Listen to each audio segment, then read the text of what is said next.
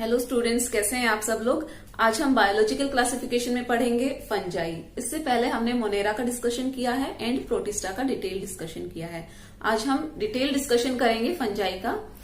तो हम स्टार्ट करते हैं। सबसे पहले हमें पता होना चाहिए what is mycology. Mycology is the study of fungi. ये बहुत इंपॉर्टेंट है, इसको मार्क कर लो, लिख लो कहीं पे, ठीक है।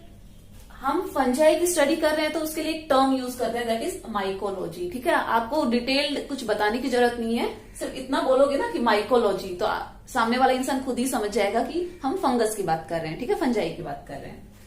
अब आप सबने देखी होगी कि फंजाई क्या है, ठीक है। आप फंगाई भी बोल सकते हो, फंजाई भी बोल सकते हो, ठीक है। कई बार जब हम स्कूल में होते हैं, टिफिन लेके जाते हैं और खाना बच जाता है, खाते नहीं है, और अगर हमने 2-3 दिन तक टिफिन निकाला ही नहीं बैग से, तो जब हम उसको निकालते और देखते हैं कि उसमें एक बड़ी स्मेल आती है और कुछ ग्रोथ भी हमें दिखाई देती है, ठीक है, व्हाइटिश कलर की या फिर ग्रीनिश कलर की एक ग्रोथ हमें दिखाई देती है, वही होती है फंगस। बस वो डिफरेंट डिफरेंट वेराइटीज की होती है, वो सब चीज हम डिस्कस करेंगे। पहले आपको पता होना चाहिए। सबसे पहले आप स्क्रीन पे देखो, आपको कुछ इमेजेस दिखाई दे रही होंगी इसकी फंगस की।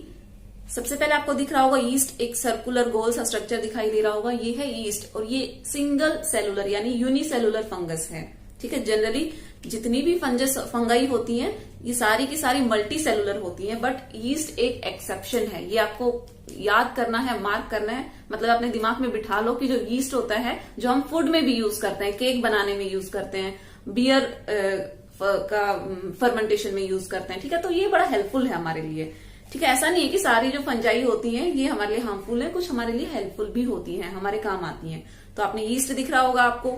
नेक्स्ट आप इसको देखो, एक ब्रेड मोल्ड दिखाई दे रहा होगा, मतलब ब्रेड में फंगस लग गई है, उसी को हम कहते हैं ब्रेड मोल्ड। नेक्स्ट आपको दिख रहा होगा ऑरेंज रोट, मतलब जो संतरा है उसमें फंगस लग गई है, तो उसको हमने टर्म यूज किया है ऑरेंज रोट। नेक्स्ट आपको दिख रहा होगा एक ट्री का एक बार्क दिखाई दे रहा होगा, ठीक है, मतलब ट्री पे भी फंगस उग गई है, ट्री के बार्क पे जो आपको दिखाई, ये तो बहुत ही कॉमन है, बारिश के मौसम में सबने देखा ही होगा। तो ये भी एक टाइप ऑफ फंगस है, ठीक है, हम जिसको मशरूम के नाम से भी जानते हैं, ठीक है। नेक्स्ट आपको दिखाई दे रहा होगा एक बड़ा ही सुंदर सा कलरफुल सा फंगस दिखाई दे रहा होगा, कितना सुंदर दिख रहा है दिखने में, है ना। लेकिन ये पॉइजनस भी होते हैं। सारे जो मशरूम होते हैं ये एडिबल नहीं होते। जो मशरूम है ये एक टाइप का फंगस ही है, ठीक है बच्चों। अब देखो, आपको एक लीफ दिखाई दे रही होगी, ये लीफ किसकी है, वीट की लीफ है, लेकिन इसमें रस्ट लग गया है, ठीक है। तो ये एक बीमारी हो जाती है प्लांट्स में, किस फंगस की वजह से होती है, उसका नाम है पक्सीनिया, ठीक है। पक्सीनिया एक फंगस है जो कि एक डिजीज कॉज कर देती है। कौन सी डिजीज कॉज करती है, वीट रस्ट। ये आपको याद रखना है कि वीट रस्ट किसकी वजह से होता है, पक्सीनिया फंजाई की वजह से होता है, ठीक है। तो अब ऐसे ही आप देखो कि अगर ये हार्मफुल है तो कहीं ना कहीं हमारे लिए हेल्पफुल भी है। तो सबसे पहले हम ये चीजें देख लेते हैं कि हेल्पफुल कैसे है, ठीक है। हेल्पफुल ये है कि ये एंटीबायोटिक्स का एक सोर्स है, ठीक है। जो पहली एंटीबायोटिक डिस्कवर की गई थी, दैट इज पेनिसिलिन, वो एक फंगस से ही एक्सट्रैक्ट की गई थी, मतलब एक फंगस से ही निकाली गई थी। जो बैक्टीरियाज होते हैं वो भी हमारी हेल्प करते हैं एंटीबायोटिक्स को बनाने में, ठीक है। और भी बहुत सारे माइक्रो ऑर्गेनिजम्स होते हैं, और खास बात तो ये है कि हम उनको यूज भी इस पे करते हैं, बैक्टीरियाज पे ही करते हैं, माइक्रो ऑर्गेनिजम्स पे ही हम उनको यूज करते हैं उनके अगेंस्ट, और उन्हीं से हम वो एक्सट्रैक्ट भी कर रहे हैं एंटीबायोटिक, ठीक है। तो ये आपको याद रखो, it is a source of antibiotics, क्या, फंगस, ठीक है। ये जो यीस्ट है ये एक एक्सेप्शन है। कैसा एक्सेप्शन है, इट इज यूनिसेलुलर, ठीक है। यीस्ट को छोड़ के बाकी जितनी भी फंगस हैं सबकी सब क्या है, मल्टी सेलुलर है। तो ये एक एक्सेप्शन याद करो। प्लस ये कैसे यूजफुल है हमारे लिए, ब्रेड एंड बियर इसी का यूज करते हैं हम बनाने में, ठीक है। जब फर्मेंटेशन करवाते हैं ना, बियर का प्रोडक्शन होता है तो यीस्ट ही डाला जाता है उसके अंदर। और जब अगर हम केक बनाते हैं तो हमें प्लफी चाहिए होता है ना, कि फूला हुआ केक चाहिए एकदम, इडली डोसा कुछ भी बनाते हैं तो उसमें भी यीस्ट डाला जाता है। तो ये हमारे लिए क्या है, हेल्पफुल है। ऐसे ही अभी हमारे लिए हार्मफुल भी है। हार्मफुल तो हमने देख ही चुका है अभी कि डिजीज कॉज करता है प्लांट्स एंड एनिमल्स में, ठीक है। प्लांट्स की डिजीज आपने देख ली है, कौन सी, पक्सीनिया कॉज करता है वीट रस्ट को। ऐसे ही एनिमल्स में एक बड़ी ही इंटरेस्टिंग स्टोरी आपको बताती हूँ। एक बड़ी ही इंटरेस्टिंग चीज है कि ये जो फंगस है ये एनिमल के अंदर भी ग्रो कर देती है, ठीक है। एनिमल की बॉडी के अंदर ग्रो करना स्टार्ट कर देती है, और उसकी बॉडी को तोड़कर या कह लो फाड़ कर बाहर निकलती है। तो ऐसे ही ये चींटियां जो होती है आंट, उसके अंदर ग्रो करने लग जाती है और उसके नर्वस सिस्टम को कंट्रोल कर लेती है। मतलब जो चींटी है उसके नर्वस सिस्टम को कंट्रोल कर लिया किसने? फंगस ने। और वो जो चींटी है वो अजीब बिहेव करती है। मतलब बाकी जो पता होगा आपको कि जो चींटी है वो कॉलोनीज में रहती हैं, एक साथ लाइन बना के चलती हैं। तो जिस भी चींटी के ऊपर फंगस का अधिकार हो जाता है, काइंड ऑफ कंट्रोल हो जाता है, तो वो अलग ही बिहेव करने लगती है अपनी बाकी कॉलोनीज वाली चींटियों से।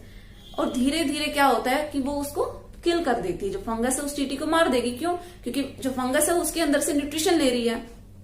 और जब वो चींटी मर भी जाती है ना, तो भी वो मूव करती है। ऐसा लगता है कि चींटी ना मूव कर रही है, चल रही है, बट एक्चुअली में वो जो फंगस ग्रो कर रहा है उसके अंदर, उसकी वजह से उसका मूवमेंट शो होता है। एक्चुअली में चींटी तो मर चुकी है, वो जिंदा नहीं है। तो ऐसी चींटियों को हम कहते हैं ज़ॉम्बी आंट। ठीक है, ये ज़ॉम्बी आपको पता होगा। तो उन चींटियों के लिए ये टर्म हम यूज करते हैं, ज़ॉम्बी आंट। ठीक है, तो ऐसे ये डिजीज कॉज करती है एनिमल्स में। बताओ कि पूरा का पूरा एनिमल को ही मार देती है। ठीक है, तो इसके आपको हार्मफुल कॉजेस आपको पता चल गए कि प्लांट्स में कैसे ये डिजीज कॉज करती है एंड एनिमल्स में ये कैसे डिजीज कॉज करती है। और वो हमारा जो फूड है उसको तो वो स्पॉइल करती ही है। तो इस सेंस में भी ये हमारे लिए हार्मफुल है। ये एक बेसिक सी चीजें बताइए जो आप सबको पहले से भी पता थी। अब हम इसका डिटेल डिस्कशन देखते हैं कि क्या इसका हैबिटेट है, कैसे ये दिखती है, कैसे ये रिप्रोड्यूस करती है। अब हम बाकी चीजें डिटेल में देखेंगे। तो सबसे पहले फीचर्स देखते हैं हम इसके।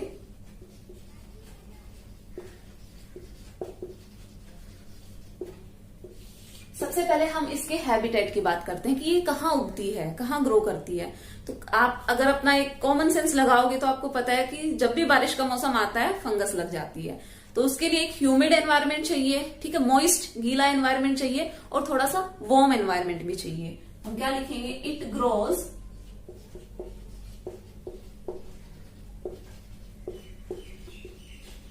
warm and humid environment।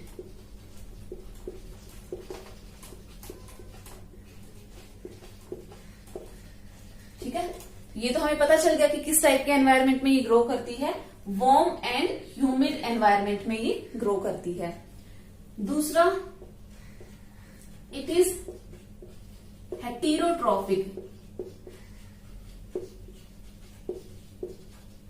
ठीक है, इसका मोड ऑफ न्यूट्रिशन क्या है? ये हेटेरोट्रॉफिक है, मतलब दूसरे पे डिपेंडेंट है, अपना खाना खुद नहीं बना रही है।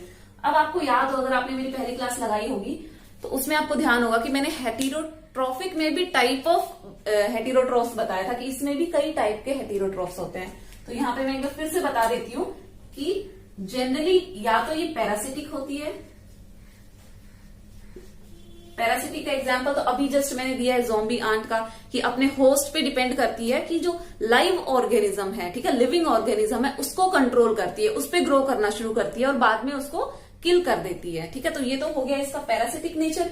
दूसरा, ये सैप्रोफिटिक भी है। सैप्रोफिटिक का मतलब है कि डेड एंड डिकेइंग मैटर से अपना न्यूट्रिशन एब्जॉर्ब करती है। मतलब कि कोई भी गली सड़ी चीजें हैं उसमें से ऑर्गेनिक मटेरियल को एब्जॉर्ब करती है। ठीक है, हम कैसा, हम भी हेटेरोट्रॉफ हैं, हम भी खाना खाते हैं, हम खुद खाना नहीं बनाते ना, किचन में खाना बनाते हैं वो अलग बात है, बट हम अपना फूड खुद सिंथेसिस नहीं करते हैं। ठीक है, प्लांट्स पे डिपेंडेंट है या फिर एनिमल्स पे डिपेंडेंट है। बट हमारा होलोजोइक मोड ऑफ न्यूट्रिशन है, वो भी एक टाइप ऑफ हेटेरोट्रॉफ है। ठीक है, तो आप अगर आपको नहीं समझ में आ रही है ये सारी चीजें तो ये मैंने फर्स्ट लेक्चर में एक्सप्लेन किए, तो प्लीज आप इसका फर्स्ट लेक्चर देख लेना। तो फंजाई में हम दो टाइप के हेटेरोट्रॉफ देखेंगे, one is parasitic and one is saprophytic. ठीक है, इसका मोड ऑफ न्यूट्रिशन आपको समझ में आ गया। नेक्स्ट इज, अब यहीं से सैप्रोफिटिक से आप एक बात समझ सकते हैं कि ये फिर डिकम्पोजर्स भी होंगे। जब ये गली सड़ी चीजों पे ग्रो करती हैं, ठीक है, वहां से न्यूट्रिशन लेती हैं, इसका मतलब है ये एनवायरनमेंट को क्लीन करने का काम भी करती है ना। क्योंकि जितनी भी ये कोई चीज की डेथ हो जाती है ना, मर जाता है, कोई भी एनिमल मर जाता है या फिर प्लांट मर जाते हैं, तो इनको डिकेइंग का काम कौन करता है? बैक्टीरिया करता है जनरली। बैक्टीरिया के साथ साथ फंजाई भी ये काम करती है। ठीक है, तो इनको हम डीकम्पोजर्स कहते हैं। ठीक है, दे आर डीकम्पोजर।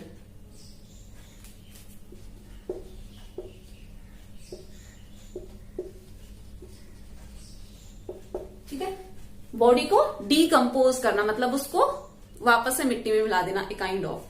ठीक है, तो ये इनका मेन ये चीजें आपको याद रखनी, क्योंकि ये काम एक तो बैक्टीरिया करता है, डिकम्पोजिंग का काम बैक्टीरिया करता है, दूसरा उसके साथ साथ फंगस भी ये काम करती है। तो इतना आपको समझ में आ गया कि इसका हैबिटेट कहाँ है, कहाँ ग्रो करती है, इसका न्यूट्रिशन क्या है। हेटेरोट्रॉफिक मोड ऑफ न्यूट्रिशन में 2 टाइप का न्यूट्रिशन ये शो करती है, one is parasitic and other is saprophytic. Then it is the decomposer in nature, की नेचर को क्लीन करने का काम करती है। ठीक है, डीकम्पोज करती है चीजों को। अब नेक्स्ट हम बढ़ते हैं कि ये दिखती कैसी होगी। एक चीज और ऐड कर लो,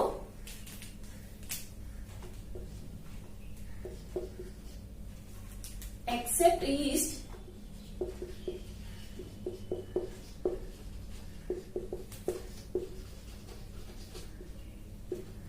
फंजाई इज मल्टीसेलुलर। इसमें एक एक्सेप्शन है जिसको आपको बहुत अच्छे से याद करना है कि जो यीस्ट है ये यूनिसेलुलर है। इसके अलावा जितनी भी फंगस होती हैं, जितनी भी वैरायटी ऑफ फंगस होती है, वो सारी की सारी क्या होती हैं, मल्टी सेलुलर होती हैं। ठीक है, ये सारी की सारी मल्टी सेलुलर होती है, ये जो फंगाई होती हैं। सिर्फ जो यीस्ट है ये क्या है, यूनिसेलुलर।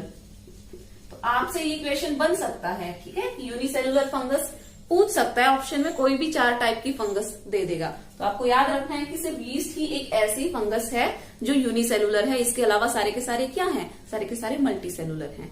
ठीक है, एक क्वेश्चन और यहां से बनता है। देखो, इससे पहले जब हमने प्रोटिस्टा की स्टडी की थी तो हमने देखा था कुछ उसके ग्रुप्स में ऐसे ऑर्गेनिजम्स थे जो फोटोट्रॉफिक थे, कुछ ऐसे थे जो हेटेरोट्रॉफिक थे, और कुछ मिक्सो ऑटोट्रॉफिक थे, मतलब दोनों मोड ऑफ न्यूट्रिशन शो कर रहे थे। That was Euglena. तो वहां पे भी वैरायटी ऑफ ऑर्गेनिजम्स थी, लेकिन उनका मोड ऑफ न्यूट्रिशन भी थोड़ा डिफरेंट था। बट यहाँ पे क्या है, एक ही टाइप का न्यूट्रिशन है, दैट इज हेटेरोट्रॉफिक।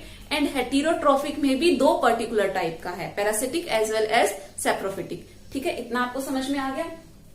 नेक्स्ट हम करते हैं कि ये दिखती कैसी होगी। अभी आपने देखी कि वैरायटी ऑफ फंगस हमने देख ली है ना, पर इसका बेसिक नेचर क्या है, कैसी दिखती है, ऑर्गेनाइजेशन है क्या इसका। They are filamentous। ठीक है, ये फिलामेंटस टाइप की होती है। फिलामेंट क्या है, जैसे कि ये एक फिलामेंट हो गया। ठीक है, इसको अगर इसके अंदर न्यूक्लियस हमने डाल दिया तो ये क्या हो गया, सेल है, एक सेल है, या नंबर ऑफ सेल कह लो आप, कि बहुत सारे सेल हैं, लेकिन एक फिलामेंट, बहुत सारे सेल्स जुड़ के एक फिलामेंट बना दिए, या एक सिंगल सेल इलोंगेट होकर एक फिलामेंट बना रहा है। तो जनरली क्या है, ये एक फिलामेंटस स्ट्रक्चर होता है इसका। ठीक है, they are thread like structure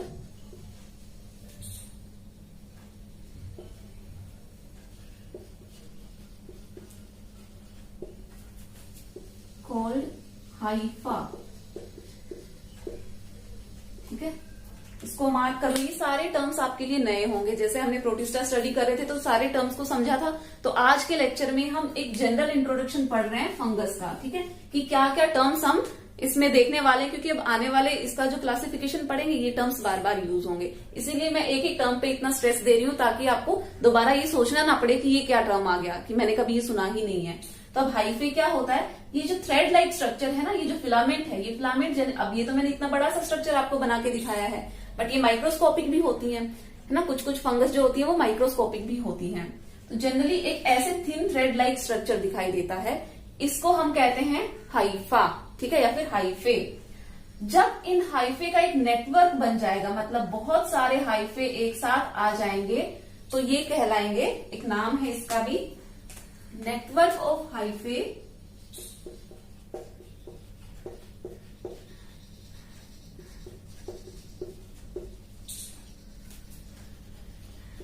are called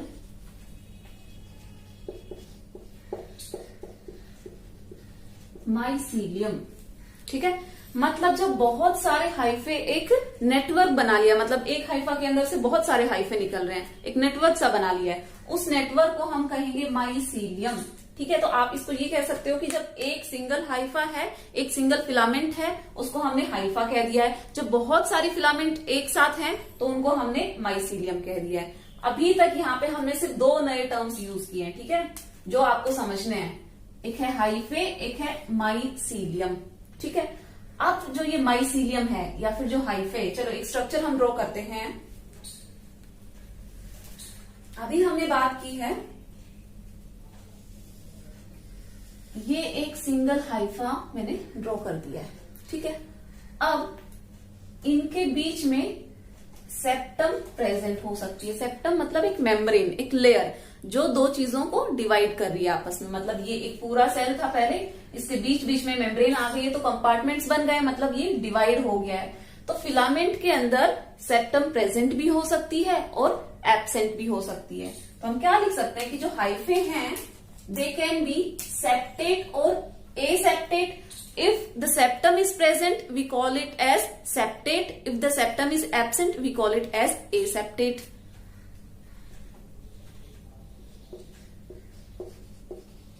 Hyphae can be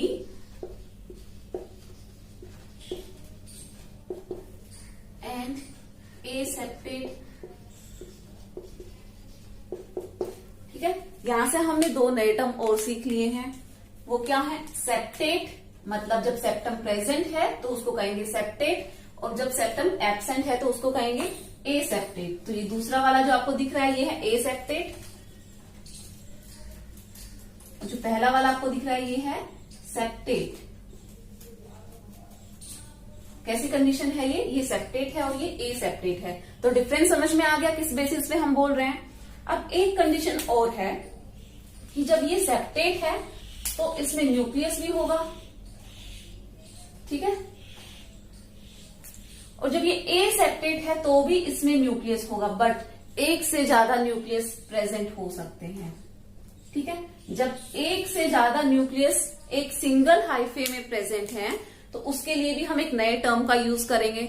अभी तक आप सिर्फ ये चार चीजें समझो। एक हमने हाइफे वर्ड यूज किया है, जो क्या है? एक single thread like filamentous structure है। जब वही फिलामेंटस स्ट्रक्चर जब एक नेटवर्क बना लेता है तो वो माइसीलियम कहलाने लग जाता है। जब वो हाइफे में सेप्टेट आ जाती है, बीच में एक मेम्ब्रेन डेवलप हो जाती है, तो वो सेप्टेट कंडीशन कहलाती है। और जब वो सिर्फ एक सिंगल फॉर्म में रहता है, उसके बीच में कोई मेम्ब्रेन नहीं रहती है, तो वो एसेप्टेट कहलाता है। If more than one nuclei are present then the condition is known as coenocytic condition. ठीक है,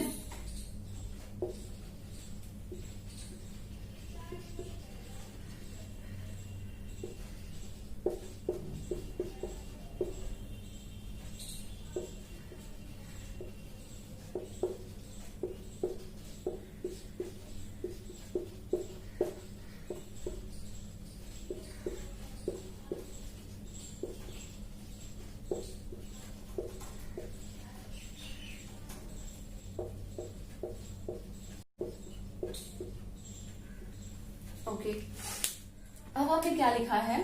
when more than one nuclei, एक से ज्यादा न्यूक्लियस अगर प्रेजेंट है माइसीलियम में। किसके अंदर? माइसीलियम। माइसीलियम क्या है? Network of hyphae. ठीक है, ये जो आपको स्ट्रक्चर दिखाई दे रहा है इसको हम कैसे ड्रॉ कर लेते हैं? इसको हम ऐसे ड्रॉ कर लेते हैं कि ये एक हाइफे था। ठीक है, तो ये आपको दिखाई दे रहा है। समझ लो कि ये बहुत सारे हाइफे एक साथ जुड़ गए हैं, तो ये क्या बन गया है? माइसीलियम बन गया है। अब इस माइसीलियम के अंदर अगर एक से ज्यादा न्यूक्लियस प्रेजेंट है, बहुत सारे न्यूक्लियाई प्रेजेंट है, समझ लो। ठीक है, तो ये क्या कहलाएगा? ये कहलाएगा सिनोसिटिक कंडीशन।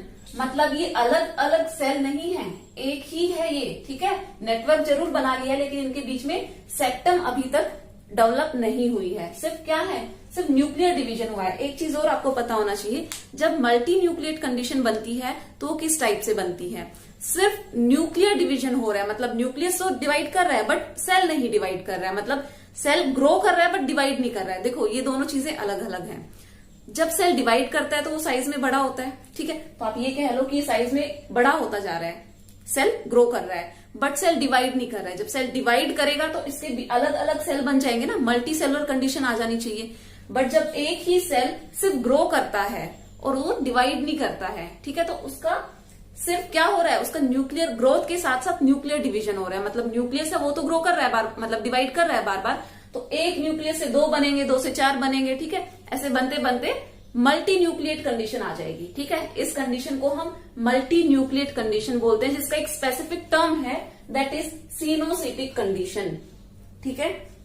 आप चाहो तो इसको मल्टी न्यूक्लिएट भी बोल सकते हो, लेकिन आपको साथ में सिनोसिटिक भी बताना पड़ेगा, क्योंकि मल्टी न्यूक्लिएट कंडीशन भी 2 टाइप की होती है, ठीक है। अभी आप इतना ही समझो, क्योंकि अभी तक हमने हमारे सिलेबस में एक ही टाइप की कंडीशन आई है। जब आगे आगे हम पढ़ेंगे तो दूसरी टाइप की कंडीशन समझेंगे। अभी आप ये समझो कि ये जो मल्टी न्यूक्लिएट कंडीशन है, जिसमें क्या सेप्टम नहीं फॉर्म हो रही है, मतलब सेल डिवाइड नहीं कर रहा है, सिर्फ न्यूक्लियर डिवीजन हो रहा है, तो उसको हम कहेंगे सिनोसिटिक कंडीशन। तो ये फंगस में देखने को मिलती है ये कंडीशन। इतना समझ में आ गया। Next is cell wall of fungi is made up of, ये मैं पहले भी लिखवा चुकी हूं, स्टार्टिंग में ही हमने ये सारी चीजें देखी थी, कि जैसे हमने प्लांट की बात की थी कि प्लांट की जो सेल वॉल होती है वो सेलुलोज से बनी रहती है, ठीक है। इससे पहले जब हम प्रोटिस्टा स्टडी कर रहे थे तो हमने डायटम्स की बात की थी, वहां पे सिलिका प्रेजेंट था सेल वॉल में। तो हमें क्या देखने को मिल रहा है, अगर सेल वॉल प्रेजेंट है तो उसका कंपोजिशन डिफर कर सकता है, ठीक है, कि वो कौन से कंपोनेंट से बनी है, क्या उसका कंपोजिशन है, वो सब्सटेंस अलग अलग हो सकता है। जैसे प्लांट्स में वो सेलुलोज था और डायटम्स में वो सिलिका था। तो ऐसे ही फंगस में ये काइटिन है, ठीक है, इसको बोलते हैं काइटिन। इसको मार्क कर लो, क्योंकि यहां से भी एक क्वेश्चन आता है, क्योंकि जैसे ही हम पूछते हैं कि cell wall is made up of, generally बच्चे बोलते हैं सेलुलोज, ठीक है। तो उनको यहाँ पे ये डिफरेंस पता होना चाहिए कि फंगस में ये जो सेलुलोज से, फंगस में जो सेल वॉल है ये सेलुलोज से नहीं बनी होती है, ये काइटिन से बनी होती है। काइटिन के साथ साथ पॉलीसेक्राइड भी होते हैं। एक अलग से चैप्टर है बायोमोलिक्यूल्स, उसमें पढ़ेंगे हमें क्या होते हैं पॉलीसेक्राइड, मोनोसेक्राइड। अभी आप बस इस टर्म को ध्यान में रखना, याद नहीं भी हो तो ध्यान में रखना, क्योंकि बाद में पढ़ेंगे तो याद हो जाएगा। मेन याद रखना है आपको काइटिन की, फंगस में सेल वॉल किससे बनी है, काइटिन से। इतना समझ में आ गया।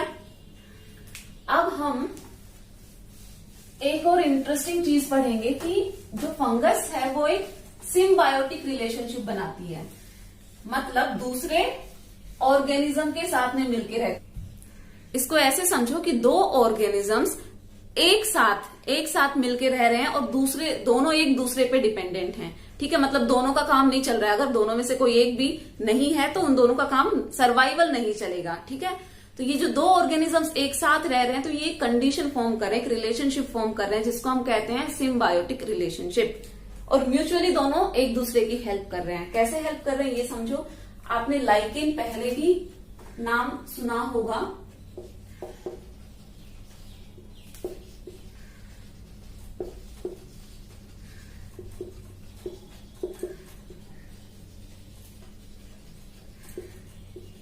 ठीक है। जो फंगाई है it forms a symbiotic relationship. अब इसमें आपको 2 चीजें पढ़नी है, एक है लाइकेन और दूसरा है माइकोराइजा, ठीक है। लाइकेन क्या होता है, it is the association of algae and fungus. Algae आपको पता नहीं, अभी स्टडी नहीं किया, बट नाम तो सुना होगा, काई जिसको बोलते हैं हिंदी में, कि पानी में काई लग जाती है, वो एल्गे होती है।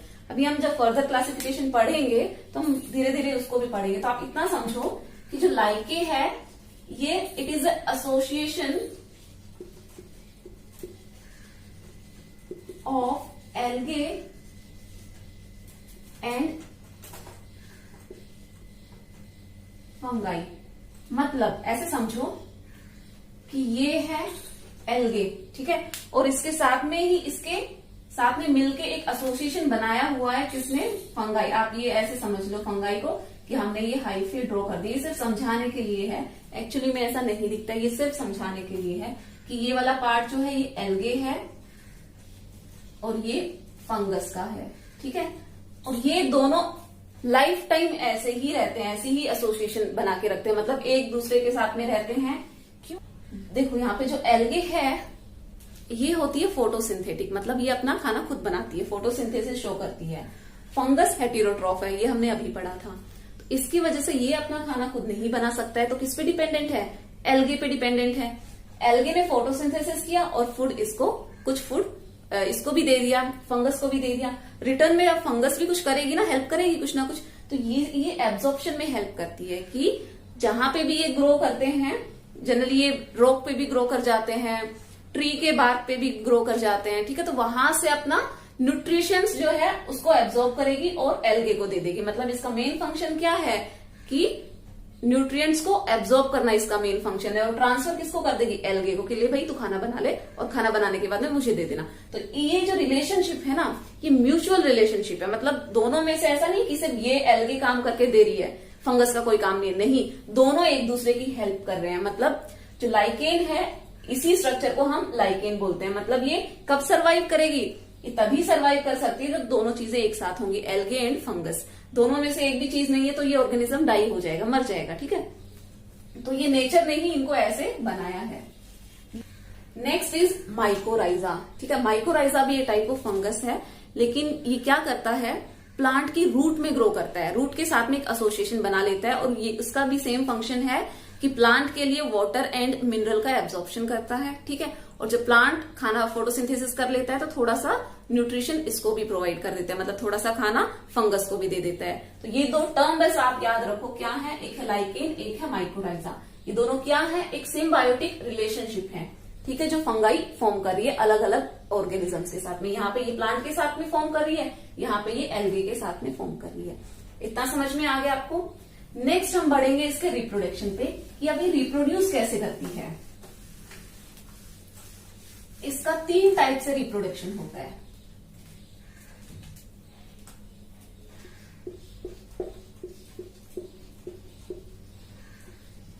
जो रिप्रोडक्शन है ये 3 टाइप से होता है। वन इज वेजिटेटिव,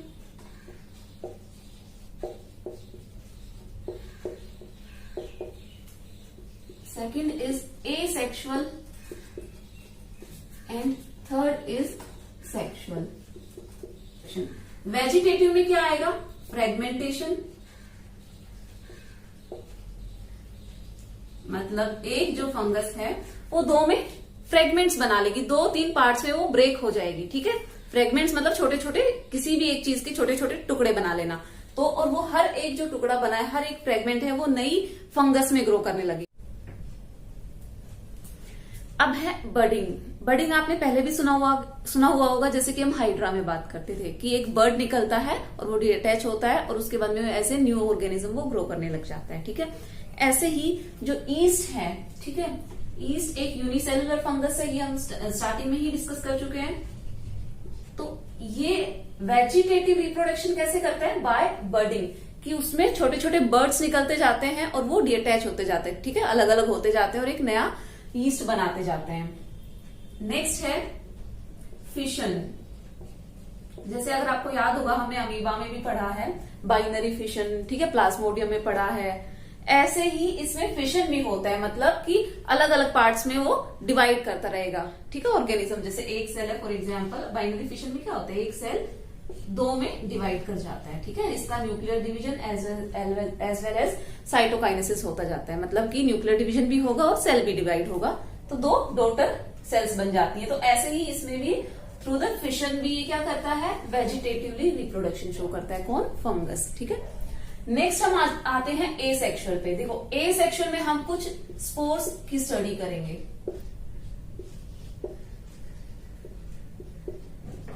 एक स्पोर है कोनिडिया, ये है asexual type of spore. Next है जूस्पोर, ठीक है, ये स्पोर्स होते हैं, ये एसेक्सुअल टाइप के स्पोर्स हैं। नेक्स्ट है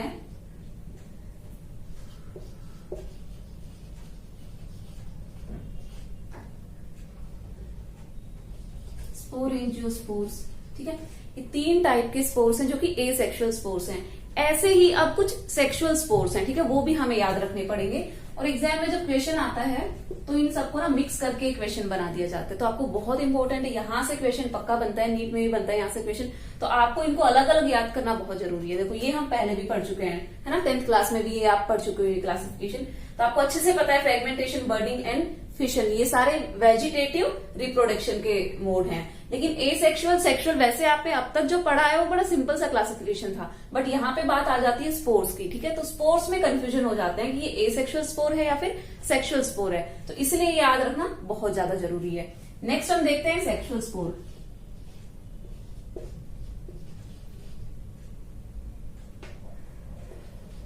ठीक है, ऊ स्पोर्स, यहाँ पे क्या था, जू स्पोर्स। तो ये याद रखना है आपको कि सेक्सुअल में ये ऊ स्पोर्स हो गया और ए सेक्सुअल में ये जू स्पोर था। जनरली इन दोनों के बीच में बहुत कंफ्यूजन रहता है बच्चों को, और यहाँ पे पक्का वो मिस्टेक करते हैं, ठीक है। नेक्स्ट हम देखेंगे बेसिडियोस्पोर्स। ये नाम है, अभी आप ये मत पूछना कि ये सब है क्या है, क्योंकि इनकी डिटेल स्टडी हम नेक्स्ट वीडियो में करने वाले हैं। अभी हम सिर्फ इनके नाम याद कर ले, वही हमारे लिए काफी है। नेक्स्ट है एस्कोस्पोर्स। देखो, जो फंगस का जो क्लासिफिकेशन है ना, उसकी जो क्लासेस के जो नाम है वो इन्हीं के नाम पे रखे गए हैं, इसलिए अभी पहली बार सुनने में आपको नया लग रहा है। जब बार बार हम ये सारी चीजें पढ़ेंगे ना, बार बार ये टर्म्स यूज होंगे, तो ये अपने आप ही याद हो जाएगा, ठीक है। अब ये जो मैकेनिज्म है ना, इसको हम समझते हैं कि ये स्पोर्स तो बन गए हैं। देखो, ए सेक्शन में तो कुछ भी नहीं है, जहां पे ये स्पोर्स गिरेंगे वहां जाके एक नया फंगस उग जाएगा।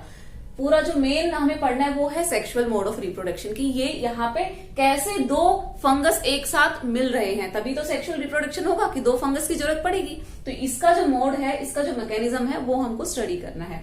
तो हम अब उसको देखते हैं।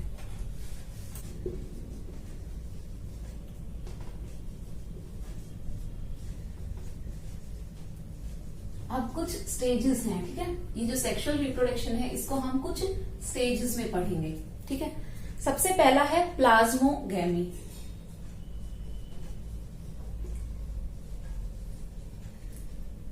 देखो, गैमी का मतलब होता है फ्यूजन, ठीक है। बायो में बस जनरली बच्चे बोलते हैं कि बायो को रटना पड़ता है, पर बायो को रटना नहीं पड़ता, उसको समझना पड़ता है, क्योंकि हर एक टर्म का अपना एक मीनिंग होता है। तो प्लाज्मो से आपको पता चल रहा है कि हम प्लाज्मा की बात कर रहे हैं, ठीक है। और गैमी का मतलब होता है फ्यूजन, मतलब प्लाज्मा का फ्यूजन। किसके प्लाज्मा का फ्यूजन? यहाँ पे हम बात कर रहे फंगस की, तो अब आप थोड़ा सा रिकॉल करो, हमने हाइफे के बारे में स्टडी किया था, ठीक है, कि जो स्ट्रक्चर था वो कैसा था, हाइफे था। और ये नेटवर्क ऑफ हाइफे को हमने क्या बोल दिया था, माइसीलियम बोल दिया था, ठीक है। तो समझ लो ये एक हाइफे है, ठीक है, और ये एक दूसरा हाइफे है, ठीक है। ये कंडीशन आपको समझ में आ रही होगी कि ये एसेप्टेट एंड मल्टीन्यूक्लिएट, सिनोसिटिक मल्टीन्यूक्लिएट कंडीशन आपको दिख रही होगी, ठीक है। अब देखो, जो न्यूक्लियस है उसके अंदर डीएनए होता है, जेनेटिक मटेरियल होता है, ये हमें याद रखना है, भूलना नहीं है, क्योंकि ये हमें पहले से पता है। तो जब दोनों का जेनेटिक मटेरियल फ्यूज हो जाएगा ना, तभी तो सेक्सुअल रिप्रोडक्शन शो करेगा ये। तो उस चीज के लिए इन दोनों का फ्यूज होना बहुत जरूरी है, मतलब एक हाइफा दूसरे हाइफा के साथ में फ्यूज होगा। लेकिन क्या फ्यूज हो रहा है? सिर्फ प्लाज्मा फ्यूज हो रहा है, इसके अंदर का जो लिक्विड मटेरियल है ना, वही फ्यूज हो रहा है, अभी न्यूक्लियर फ्यूजन नहीं हो रहा है। तो इसको हम कैसे ड्रॉ करेंगे? इसको आप ऐसे कंसीडर करो कि ये एक हाइफा था, ठीक है, और ये दूसरा हाइफा था, इन दोनों का फ्यूजन हो गया। लेकिन किसका फ्यूजन हुआ है? सिर्फ इसकी प्लाज्मा का, प्रोटोप्लाज्म का फ्यूजन हुआ है, ना कि इसके न्यूक्लियस का फ्यूजन हुआ है। तो फर्स्ट स्टेज आपको क्लियर होगी, प्लाज्मोकेमी। प्लाज्मोकेमी क्या है? फ्यूजन ऑफ प्रोटोप्लाज्म, प्रोटोप्लाज्म का फ्यूजन हो गया है। जो नेक्स्ट स्टेप है वो है कैरियोगेमी।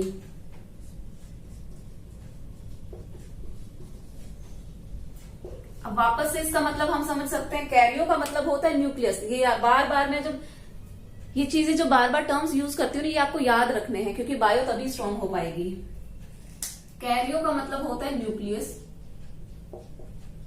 और गैमी का मतलब होता है फ्यूजन। तो देखो, हमें अलग से, बच्चे क्या है, डेफिनेशन को रट्टा मारते हैं, ठीक है। एनसीईआरटी में इनकी बड़ी अच्छी सी डेफिनेशन गिवन है, पर हमको उसको रटना नहीं है, हमें सिर्फ टर्म से ही उसकी डेफिनेशन का मतलब निकाल लेना है, कि यहाँ पे कुछ याद करने की जरूरत नहीं है। प्लाज्मोगैमी मतलब प्लाज्मा, यहाँ पे प्रोटोप्लाज्म भी लिख सकते हो, या फिर जनरली प्लाज्मा से ही इसको समझ सकते हो। किसका फ्यूजन? गैमी मतलब होता है फ्यूजन। किसके फ्यूजन की बात की जा रही है? प्रोटोप्लाज्म के फ्यूजन की बात की जा रही है। और हम स्टडी क्या कर रहे हैं? हम फंगस की स्टडी कर रहे हैं, मतलब माइकोलॉजी, ठीक है। तो माइकोलॉजी मतलब हमें हाइफा का फ्यूजन दिखाना है, हाइफा में जो प्रोटोप्लाज्म है उनके बीच का फ्यूजन दिखाना है। नेक्स्ट बात आ गई है कैरियोगेमी। कैरियो मतलब न्यूक्लियस और गैमी मतलब फ्यूजन। ठीक है, अब होगा न्यूक्लियस का फ्यूजन। ठीक है, इसी स्ट्रक्चर को मैंने ऐसे बना लिया। अब ये जो दो न्यूक्लियाई है, मान लो ये पास आके एक न्यूक्लियस बना देंगे। ठीक है, दोनों फ्यूज हो जाएंगे। लेकिन यहां पे थोड़ा सा एक एक्सेप्शन है कि जैसे ही प्रोटोप्लाज्म का फ्यूजन होता है तुरंत उसके बाद में न्यूक्लियर फ्यूजन नहीं होता, मतलब न्यूक्लियस का फ्यूजन नहीं रहता। एक बीच में एक स्टेज आती है, उस स्टेज को हम बोलते हैं, पहले इसको लिख लेते हैं, फ्यूजन ऑफ न्यूक्लियाई। ठीक है, अब यहीं पे एक स्टेज आती है डाइकैरियोटिक स्टेज। ठीक है, ये स्टेज क्या होती है, देखो डाई मतलब यहां पे क्या हो गया 2 और कैरियो का मतलब वापस से होगा न्यूक्लियस, मतलब कहीं ना कहीं दो न्यूक्लियस के बारे में बात की जा रही है। तो ये एग्जैक्टली वही स्टेज है कि यहाँ पे न्यूक्लियस का फ्यूजन नहीं हुआ है, ये दोनों पास पास तो आ गए हैं। और ये स्टेज कैसे बन गई है, ये N+N की स्टेज बन गई है। ये आपको याद रखना है, N+N क्या कहलाएगा, डाई कैरियोटिक स्टेज। ठीक है, एक N को हम एक न्यूक्लियस से डिनोट कर रहे हैं, दूसरे N को हम दूसरे न्यूक्लियस से डिनोट कर रहे हैं। ये दोनों एक सेल में तो आ गए हैं दोनों न्यूक्लियस, पर अभी तक इनका फ्यूजन नहीं हुआ है। ठीक है, इसीलिए ये स्टेज क्या कहलाएगी, डाइकैरियोटिक स्टेज। और ये किसका कैरेक्टरिस्टिक फीचर है, ये फंगस का ही कैरेक्टरिस्टिक फीचर है, बाकी किसी भी ऑर्गेनिज्म में ये स्टेज नहीं पाई जाती है। ठीक है, इसलिए आपको टू द स्पेसिफिक होना पड़ेगा, इस स्टेज को याद रखना पड़ेगा कि ये सिर्फ और सिर्फ फंगस में ही देखने को मिलती है। नेक्स्ट हम पढ़ते हैं, अब जो नेक्स्ट होगा उसमें इन न्यूक्लियस का फ्यूजन हो जाएगा। ठीक है, जो नेक्स्ट स्टेज क्या होगी, फ्यूजन ऑफ न्यूक्लियाई।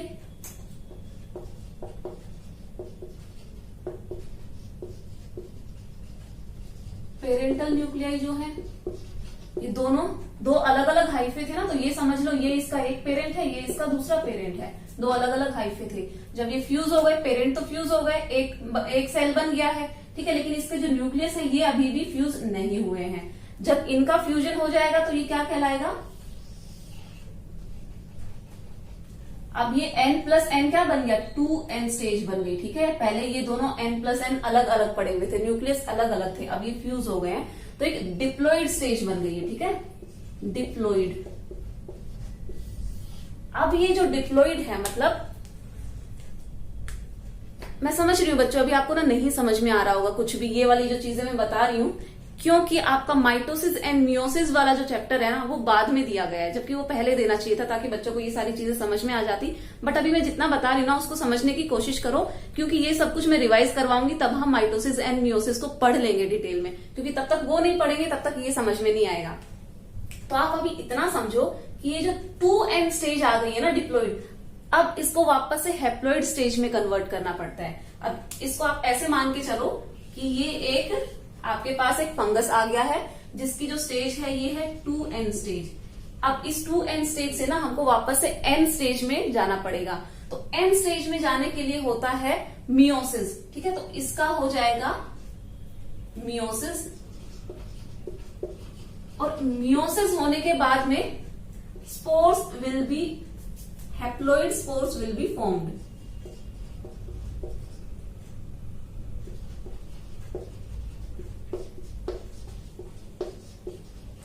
ये हम देख रहे थे स्पोर्स का फॉर्मेशन, मतलब जो स्पोर्स हम देख रहे थे इससे पहले। चलो एक चीज पे ध्यान दो, ए सेक्सुअल स्पोर में क्या हो रहा था, स्पोर का फॉर्मेशन हो रहा था और वो बर्स्ट हो रहा था, मतलब स्पोर बन गया और वो बर्स्ट हो गया और जहां जाके वो लैंड किया वहां से एक नया फंगस उग गया, इतनी प्रोसेस थी। लेकिन यहां जब हम सेक्सुअल रिप्रोडक्शन की बात कर रहे हैं तो ये जो स्पोर्स है ना, ये स्पोर्स जब तक फ्यूज नहीं होंगे ना तब तक नया फंगस नहीं बनता है। ठीक है, तो इसके लिए हैप्लॉइड स्पोर्स बनाने की जरूरत पड़ती है। मतलब हैप्लॉइड का मतलब है सिर्फ N वाली कंडीशन, 2N कंडीशन नहीं। पहले तो फ्यूज हुए, 2N कंडीशन हुई, अब जब स्पोर्स बनेंगे ना वापस से, तो वापस एक N वाली कंडीशन आएगी। तो उस N वाली कंडीशन के लिए एक स्टेज आएगी मियोसिस, मतलब ये जो फंगस है इसको मियोसिस करना पड़ेगा। मियोसिस के बाद में ये N वाली स्टेज में कन्वर्ट होगा। ठीक है, N वाली स्टेज में कन्वर्ट होगा और यहां से फिर फाइनली ये जो स्पोर्स की हमने बात की थी, ऊ स्पोर्स, बेसिडियो स्पोर्स, एस्टोस्पोर्स, ये सारे स्पोर्स बन जाएंगे। ठीक है, इतना समझ में आ गया। ये था आपका रिप्रोडक्शन कंप्लीट होता है यहाँ पे फंगस का। नेक्स्ट वाली क्लास में हम इसका क्लासिफिकेशन देखेंगे और पर्टिकुलर क्लास का कैरेक्टरिस्टिक फीचर स्टडी करेंगे। ठीक है, थैंक यू सो मच।